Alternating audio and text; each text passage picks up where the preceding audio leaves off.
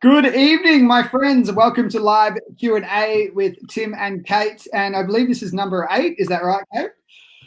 I've actually lost count. I will count for next week. We have done so many awesome lives now that we cannot even keep up with the amount of valuable content that we put in. And if you're watching later, please send us a hashtag replay. And tonight we're going to be talking about pain and pleasure, two amazing motivators done well.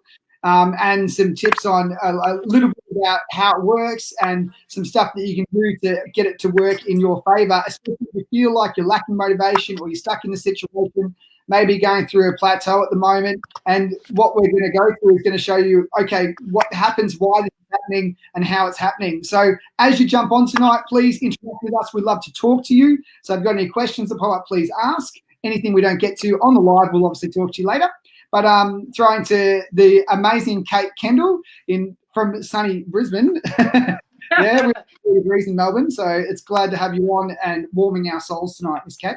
Oh, nice to be here, Tim. Thank you. So we're going to talk about pain and pleasure. And just before we jumped on this call, you had an amazing explanation. You know, I came in here thinking I knew my stuff, but you just blew me away with a really cool analogy. We've got the whiteboard going, high tech to the max with this one. But I'd love for you to start exactly there, a little bit about, I guess, where we start with pain and pleasure, and then that same system that you just showed me, because I thought that was amazing. Yeah, cool. Awesome. It is a really good topic, and I'm glad we're talking about it this week. I know it's kind of come up in bits and pieces throughout our week. So people do a lot to do more to actually stay away from avoid pain than they will actually do to move towards gaining pleasure. So what I wanted to share with you, and I'm just going to use the whiteboard, and let's see if I can turn this so you can see. So if you've got down here pain, okay, can you see that okay, Tim? Yeah, man, we're good.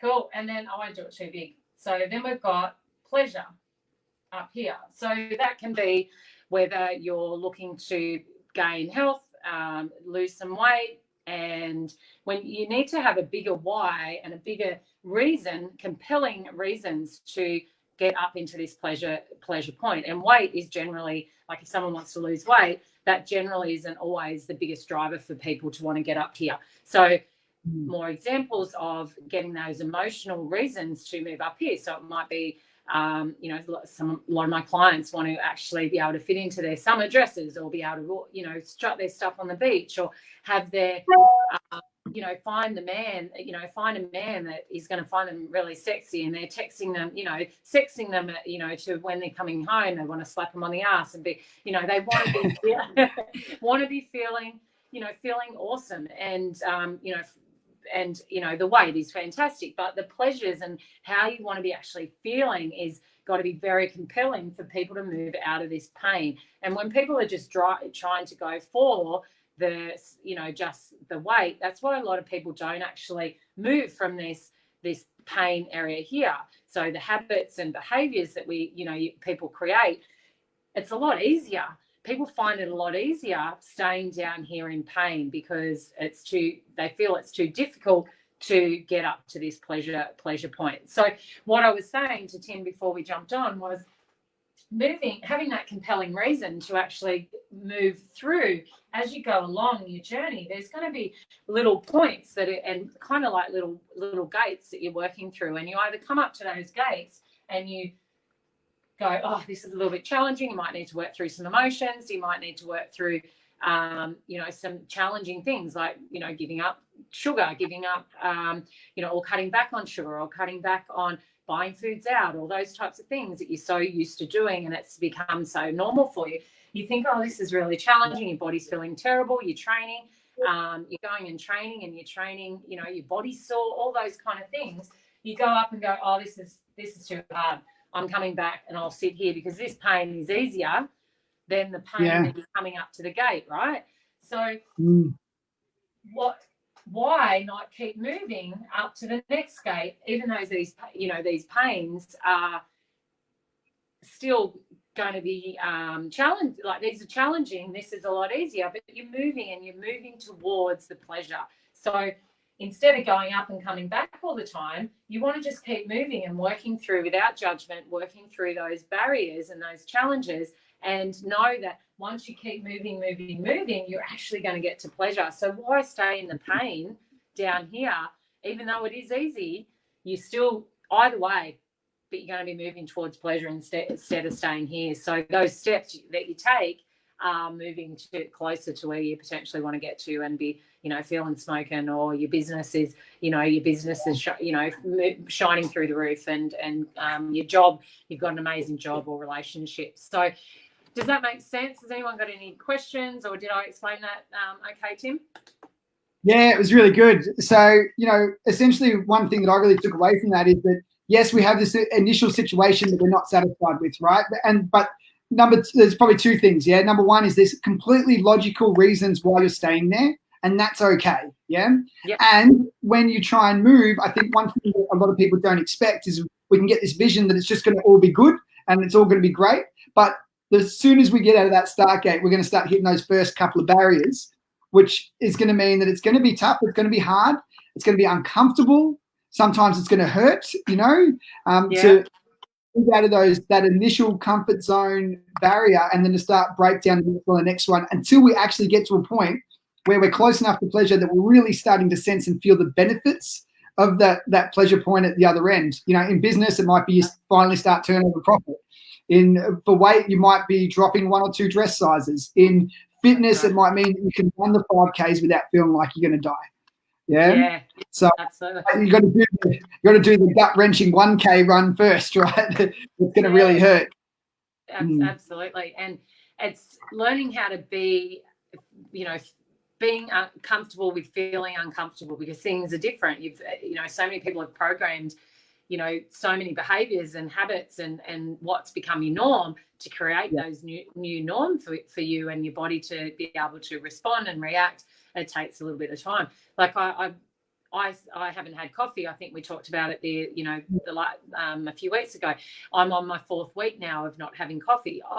Once I made that decision that I wasn't going to have it, it was challenging. It was my habits. I used to do certain things. I'd go drive a certain way. I'd go past a cafe. I'd finish my training. And so that was the routine that I had. And I had emotions actually attached to that of why I liked actually doing that, and my experience and the relationship I had with coffee. And, once I started, I kind of was like, I was so tempted to have a coffee, but then I was like, no, okay, this is the reasons why. I had a real reason why I wanted to actually continue on doing this. And if I had one, that was okay. I didn't, but if I did, if that happens, that's okay. It's learning about what is actually going on and the emotions and attachments to maybe that experience or the way you've done things in the past. So, and once you start working, as you said really well, was once that you start, you're kind of opening those gates and knocking those gates down. It's like dominoes. Like things start getting easier. You start moving and start getting on that plane. But those first few gates are challenging. They test you to see whether you're going to continue to, keep moving forward, and it's so worth it. So I know there's a couple of tools and techniques that we both use as well, which is how do we, I guess, for lack of a better term, increase the pain initially so that we want to get out of the situation, right? And on the other side of the fence, then how do we make this thing so compelling that we'll do anything to achieve it? Because it's literally tricking the brain, right? I don't really like the word hacking it, but you're hacking your own brain, your own conscious mind, so that you can then make this so damn exciting that you'll do anything to get there. And also coming to you're not hiding from the current situation anymore, so you can realize that I'm really not happy here and things really need to change. And we were talking about a couple of questions that you can ask yourself, right? Some really, really simple questions that you can start to think about, and those answers will deliver that for you. Kate, do you mind taking through those questions?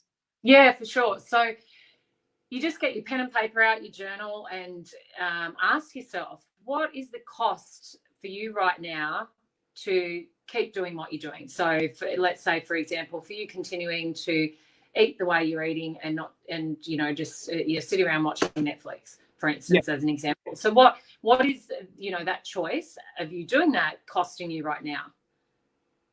And what's the cost, as in not necessarily financially, which that can financially can be a thing too, because people are, you know, if you're spending a lot of money on takeaways, you know, that kind of stuff, that's, you know, that's an impact on your financial situation as well. So what is, but I'm meaning more, what is the cost for you personally if you continue to do that example? So the cost would be, for example, could be that you're going to continue to gain weight, you continue to have health problems, you continue to, I might have, you know, problems with my heart, I'll have to start going to the doctor, my blood pressure, my family has diabetes, you know, my family's had heart attacks. The risk and the cost to me is those things that I could potentially get unwell or die from, you know, situations, right? So that's the cost that you got to keep, you know, take off the layers of what that cost is, okay? And then what will the consequences of keeping this behaviour? So similar kind of question, but said in a different way. What are the consequences? So that could be that you end up in, you know, consequences, you end up in hospital. Consequences are that your potentially relationship breaks down. Potentially you might lose your job because you're having to take time off work. Those types of things. Anything you want to add to those kind of examples that I've just kind of mentioned on those first two questions? Yeah, I think more with when you're answering these questions, you have to be super real with yourself, right? Don't just go to things that are flaky, that might be an issue or might be obvious, but let's talk about how you actually really feel. So if you want to lose weight, for example, and you are sick of your tummy and you're sick of the way it feels and the looks and the way it moves when you bounce around or when you try and run or all that sort of stuff, that's the sort of thing that we're talking about when we talk about this question, because that's the stuff in real life that you have a problem with. Yeah. Go to it, because that's also where the emotional attachment is for you, the negative emotions. Going, I really need to get this because, you know, like every time I go to do my shoelaces up, now I feel my stomach compress, or I can't quite reach them anymore. And that really bothers me. That simply must really, and that'll be enough pain to help, you know, get you and propel you out of that, where you might be trying to ignore that at the moment. And if you want change, and that's the big one too, like if you really want the change, be really straight up, honest, dig deep, get in there. Yeah, with that sort of yourself, definitely, yeah. And asking yourself the questions a couple of times. Don't just ask it once and go away from it. Ask again, what is this costing me? And ask it again and ask it again, so that you actually, because at first your answers are just going to be very surface level stuff, right? And then once you start, you know, like for example, one of my girls said to me, you know, what feels uncomfortable for her is, you know, when they're intimate, that she, you know, if they're touching, I'm like, and, you know, might touch her on a belly or something like that. And she's like, oh, I just, you know, I cringe every time that he touches me in that area. And even though he doesn't care, I feel really uncomfortable about it. So they're the type of things that you really want to be, you know, thinking about, as you said. So that's really good. So what will happen if I keep going down this path? What are the benefits of this choice? So what are the benefits of you continuing to sit and watch TV and have takeaway? What are the benefits? What, you know, what does that give you? Ask yourself those questions. What does it give you? What do you like about the choice? You like it that you're spending time with your family, so you like it because it's easy. Answer those questions and see what comes up for you. And what don't you like? What don't you like about that situation? They're sitting and watching TV and eating that food. What don't you like about it?